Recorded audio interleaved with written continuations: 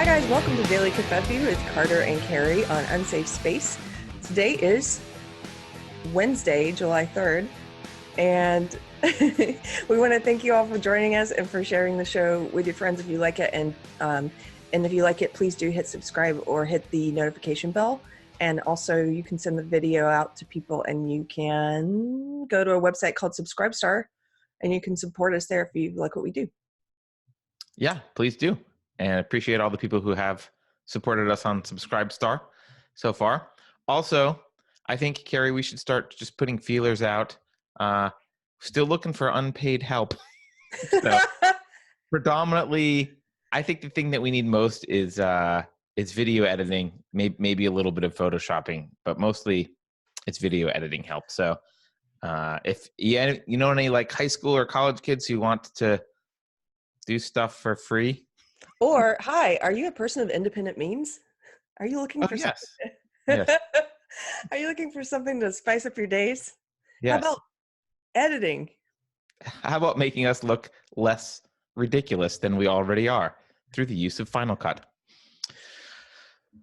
Keri, you said you had something that I literally have no idea what you're going to talk about. I just said before we got on the show, I just said to Keri, Keri, yes. I hope you have something that you're riled about today. And she said, I'm so angry or whatever. I think you said angry. I'm not angry, but I am riled about this. I'm not angry about it. I just think it's kind of it's just one of these little gifts. These are the things that are happening. You know, the stuff that we talk about on the show and on Deprogram all the time, things that are happening that we know about. It's great when we have evidence of it to be able to say, hey, look, this is what we've been saying is going on. So I don't know if you saw, it's the video of the Scottish kid.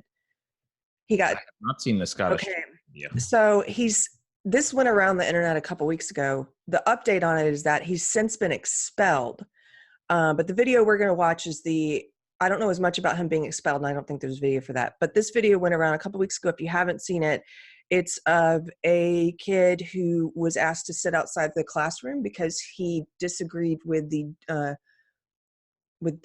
teacher about how many genders there were. Oh, I did see this. And the video is from the kid's perspective, arguing with the teacher about why he's sitting outside the classroom. Yes. Yeah. It's good to watch if you haven't seen it. You want to roll it? Short. It's like 2 minutes. Yeah. You're entitled to your opinion. If I am, then why would you kick me out of class? It's not very inclusive of opinion. Can I finish my sentence, please? Not very inclusive. No, I'm sorry. What you were saying was not very inclusive. And this is an inclusive school.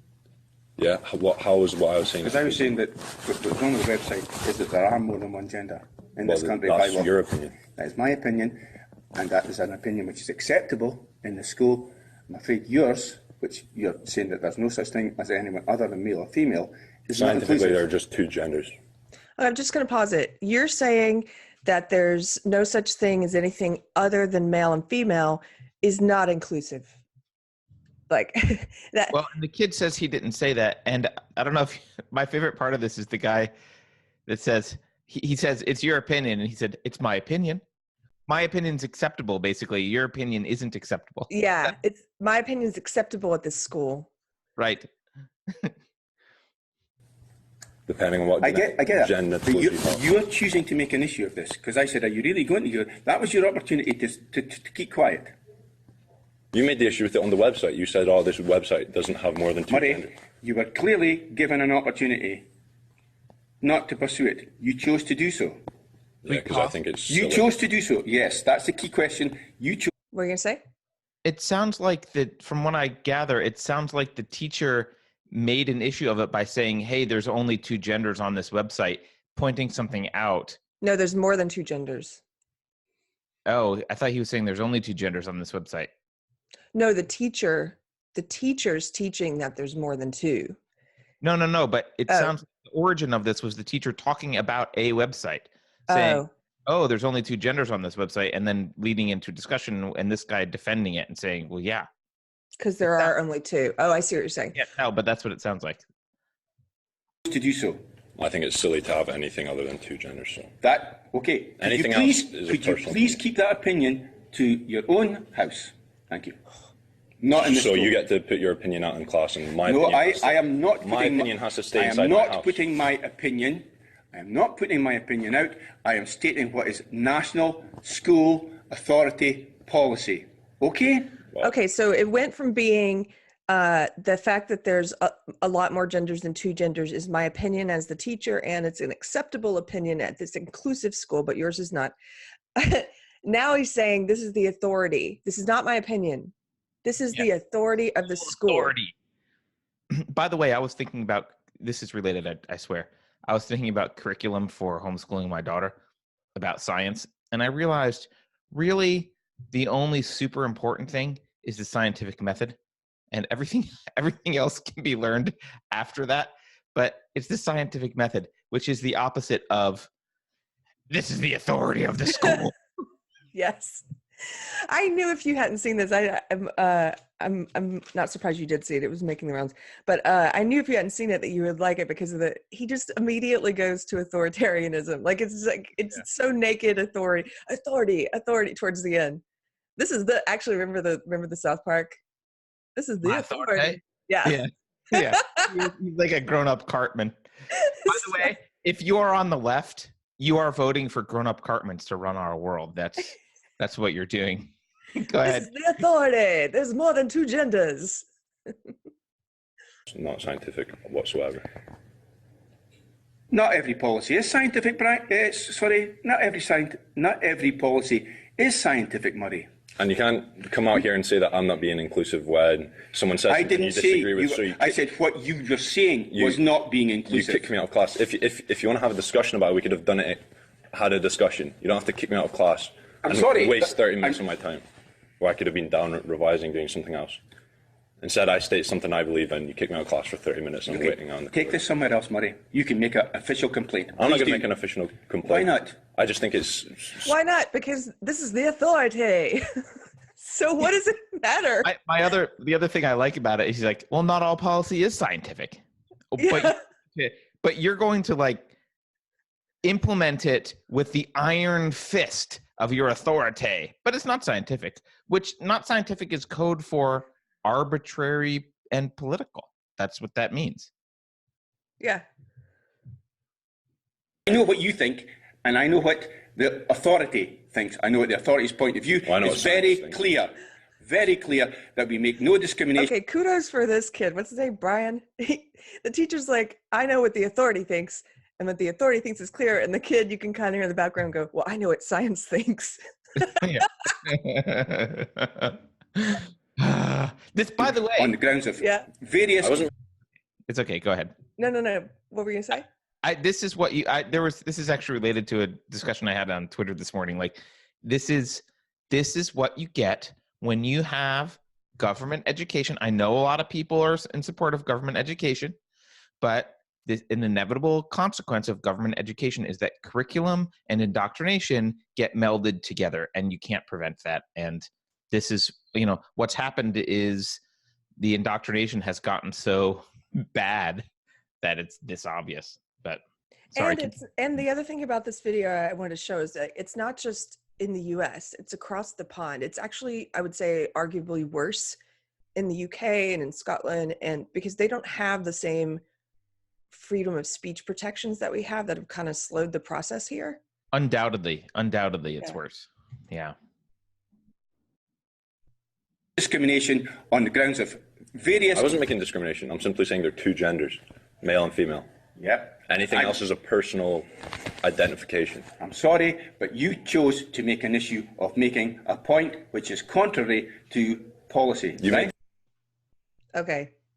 I'm sorry, but you chose to make an issue of a point which is contrary to policy. So you're out. You're out, kid. Okay, let me stop sharing this.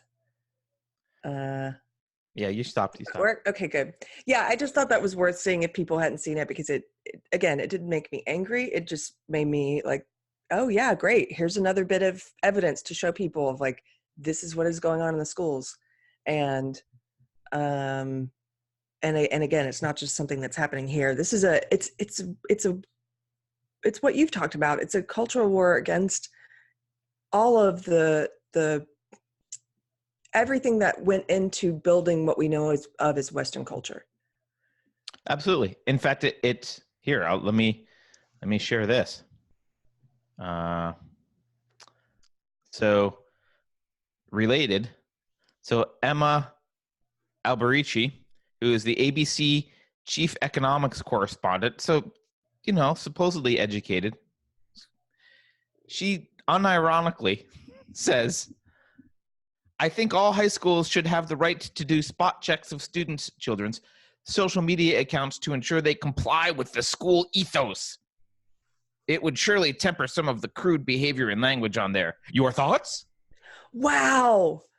So this is Unironically, they're like, yeah.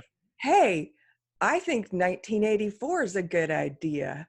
Like that's like, Actually, that was my response to her. I responded with 1984 isn't an instruction manual. But this is the mentality of these people, and this is getting. I think in the past, I was thinking about this morning. I think in the past, when someone stood up and said ridiculous things like this, they would say, for example, there's another thing this morning. Saira Rao said something insane again about Andy. No, he's a fascist. Blah blah blah blah. Fascist. Right. So really and truly, there's a psychological problem with this line of thinking. Like there's something wrong with these people. There's something wrong with this correspondent. There's something wrong with her thought process. Deeply wrong. Is she a journalist? Well, when you use the word correspondent in ABC, I assume that means you're a journalist. Right. Okay. I missed that part. Sorry. There's something deeply wrong, and I think the proper reaction is kind of like maybe offering them some charity and putting them in a mental institution. There's something wrong with this. I mean, maybe not for this ABC person, probably for Saira, but there's something wrong with this, and it shouldn't be taken seriously. But people they take it seriously, and then they debate it, and then it becomes part of this like, oh, we need to have a debate about this, right? It's like, I don't know, Keri, it's almost like if I said, hey, should we chop off the legs of children as they enter kindergarten because it will make them all feel, they all be the same height from then on? And instead of just saying that man is insane, that's a ridiculous thing to say, ostracize him and marginalize him from regular discourse, people are like, no, we shouldn't. And it becomes like this argument. Like we're having this argument in public, legitimizing the idea that we chop children's legs off or something stupid. That's what this is. That's what all of this is. This stuff is insane. It's unscientific. And this guy admitted, oh, well, it's not scientific. It's policy. It's the authority. There are 3 lights or whatever it was. Yeah. What was that? Star Trek 3 lights? Yeah. Well, or in 1984, the how many fingers am I holding up? Same thing. Yeah. Right. It's a weird. There's a personality type, I think, also that goes into these sort of bureaucratic the positions that are determining policy at schools, and what's the inclusive policy, and whether that's at the college level or at elementary schools or high schools. That it's like a busybody not always. I'm just saying, it seems to be it's like a busybody personality, not that intelligent, but overestimates their intelligence and about knowing what's best for people. And I've been trying to find a description of that personality. Busybody is the best that I've been able to come up with so far, but there is the Dunning-Kruger effect. You're aware of the Dunning-Kruger effect, correct? Yes. So for those who don't know, the Dunning-Kruger effect is this observation that lower intelligence tends to overestimate its intelligence, right? So people who have low IQ tend to be more aware that they're not Albert Einstein. Dumber people tend to think, oh, I can do and understand everything. I'm very smart. So the dumber you are, the more you overestimate your intelligence. Right. And I think that's true for a lot of these busybodies. Oh, totally. I mean, you see that in arguments with people online. Even it's like the dumbest people are always calling other people stupid. Like, oh gosh, and you really believe that? Anyway, yeah, I think it's there's a certain personality type that does that. I don't know. That thinks they have that, like, the figured out for everyone else. It reminds me of, I was going back and forth again, in this argument with someone yesterday, but one of the quotes I thought of was the one we talked about, one of the ones I talked about during the good, are people evil discussion, although you missed the quotes, but it was the C.S. Lewis quote. I listened later. I heard. Oh, you did? Okay. The C.S. Lewis quote about the tyranny that's exercised sincerely for the good of its victims. Like, that's the worst kind of tyranny. Yeah. That's what I think of when I see this guy talking about the authority. Like, this is a tyranny exercised for the good of its victims. And it's not even, it's fundamentally flawed, because the people who are deciding what's good for everyone are not the people who should be deciding. Or No one should be deciding. Nobody should be deciding. Yeah. Here's the evil, the dirty little truth is there is no good for everyone. Yes, correct. I mean, other than like oxygen, and like there's a few basic, yes, we all need to breathe and that kind of thing, but there's no good for everyone. That's for each of us to determine on our own. That's the point of individualism, and at one point, the point of America. You know, when we think about kids and public schools, I know a lot of people's reaction is like, well, we need to get more involved in the schools. We need to like replace the busybodies doing this with different busybodies that are more vigilant about blah, blah, blah. I think that's a failed strategy. The indoctrination, like I said, is inevitable. And if you think about what's the problem that we're seeing here, where you said it's a certain type of person that wants to go control this stuff, right? I don't know all the psychological roots of it, but that kind of person has been indoctrinated to view the world as authoritarian, like an authoritarian or an authority and the people. That's a specific viewpoint. Authority and people. The authority tells the people do. The authority manages. People, pay taxes and they're the sheep. That mentality is not natural. That mentality needs to be maintained, and schools do it from the way, everything from like how they're structured to how they implement policy like this. It's designed to teach a child that your independent thought, your independent judgment is less important than the authority. Authority is how society is run. And when you graduate from school and you go out into the world, you naturally then think, well, I think a lot of people look at this and they say, well, if it's run by the controllers, the rulers, and the people, I want to be a ruler. I want to be part of the ruling class. I want to be one of the people that controls rather than one of the people that is controlled. But that's antithetical to the entire purpose of education. Education should be teaching you how to rely on your own judgment, your own mind, make up your own decisions, run your own life. It should not be teaching you that you are a sheep and your judgments don't matter and authority matters. But that's what school teaches, and it's necessary for school to teach that. If it's government education, you'll never separate those two ever, because the government needs people to believe that. That's what they want. Because if it's run by bureaucrats, they want people who will vote for more bureaucrats.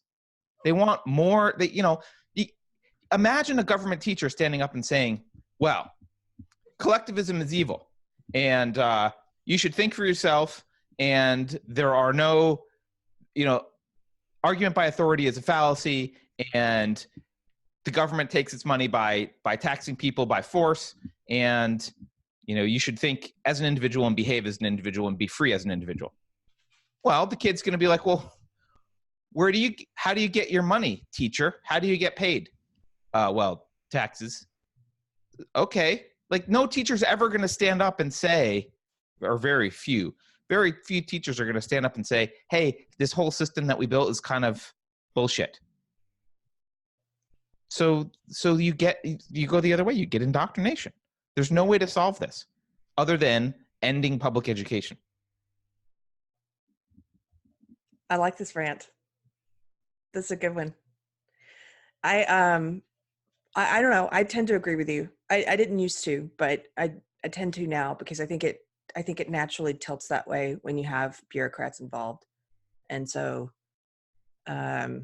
all the concerns I used to have about, well, how do you ensure quality of education if people are homeschooling and how do you have standards, and these kind of concerns that I had, I think those concerns are not as large as the concerns that I have now about how do you prevent this type of indoctrination from happening in any public school, in any school run by bureaucrats.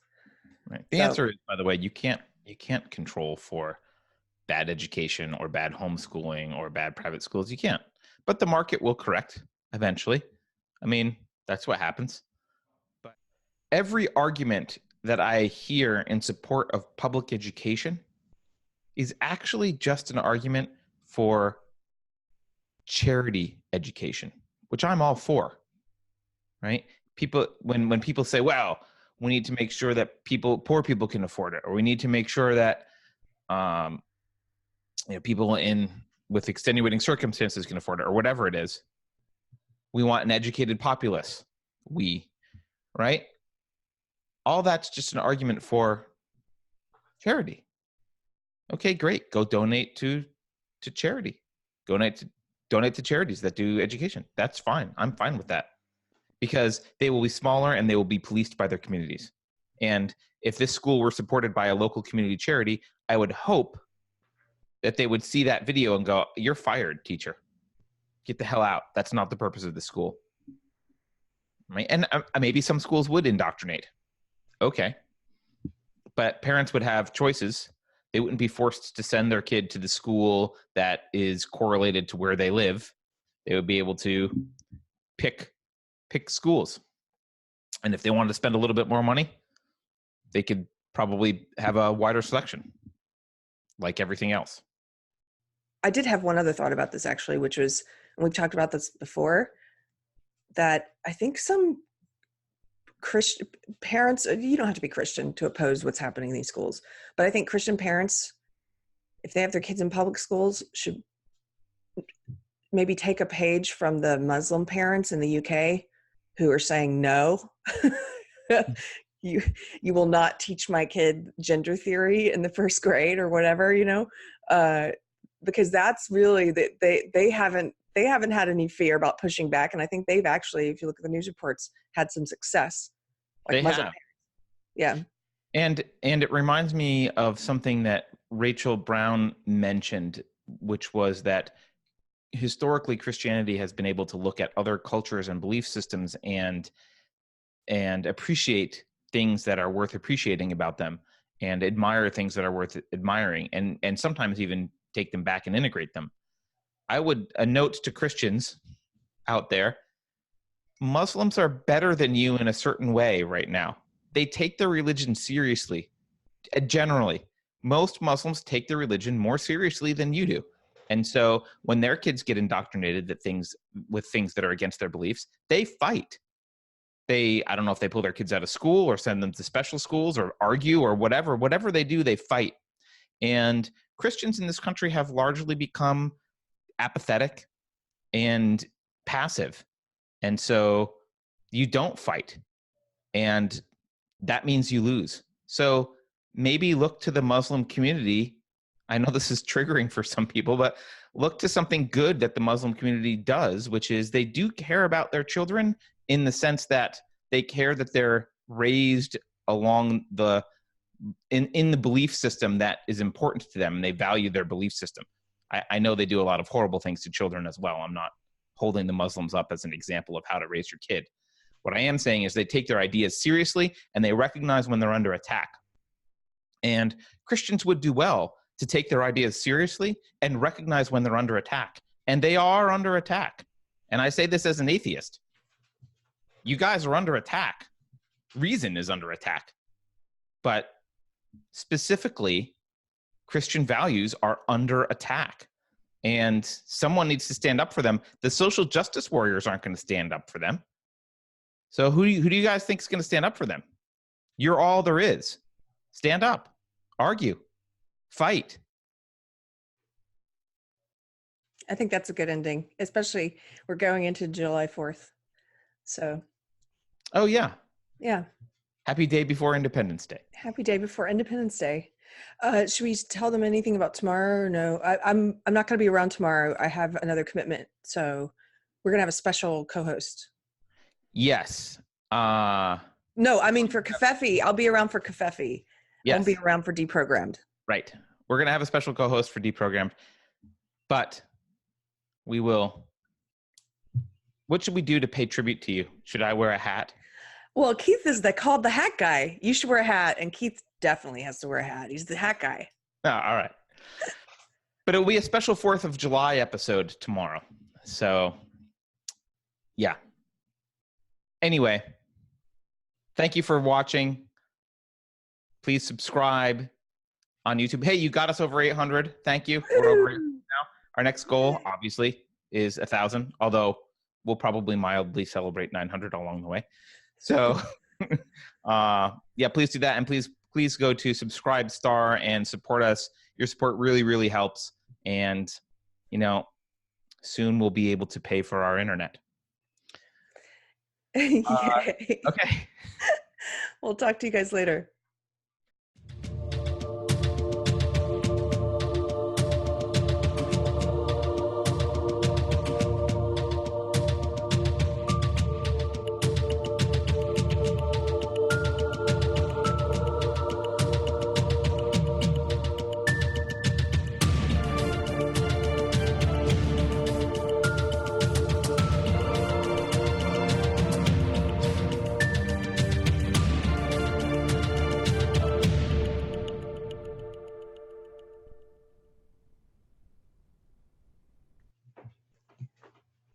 So the following is an offering to our SJW overlords at YouTube. Please enjoy the reading, and any robots who are listening to our content, I hope that you don't ban us or demonetize us. This is a selection from I'm continuing where Carter's left off and reading Peggy McIntosh's White Privilege: Unpacking the Invisible Knapsack. Okay, number 1, I can, if I wish, arrange to be in the company of people of my race most of the time. Number 2, if I should need to move, I can be pretty sure of renting or purchasing housing in an area where I can afford and in which I should want to live. Yes, because you're rich, Peggy McIntosh. Sorry, I'm not going to comment. Number 3, I can be pretty sure that my neighbors in such location will be neutral or pleasant to me. Number 4, I can go shopping alone most of the time, pretty well assured that I will not be followed or harassed. It is hard to not comment, right, Keri? It's really hard. Are you still there? Yeah, I'm here. I'm listening. Number 5, you're listening along with the robot gods. Number 5, I can turn on the television or open to the front page of the paper and see people of my race widely represented.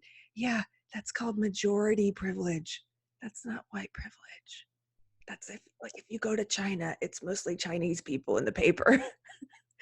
Number 6, what I am told about our national heritage or about civilization, I am shown that people of my color made it what it is.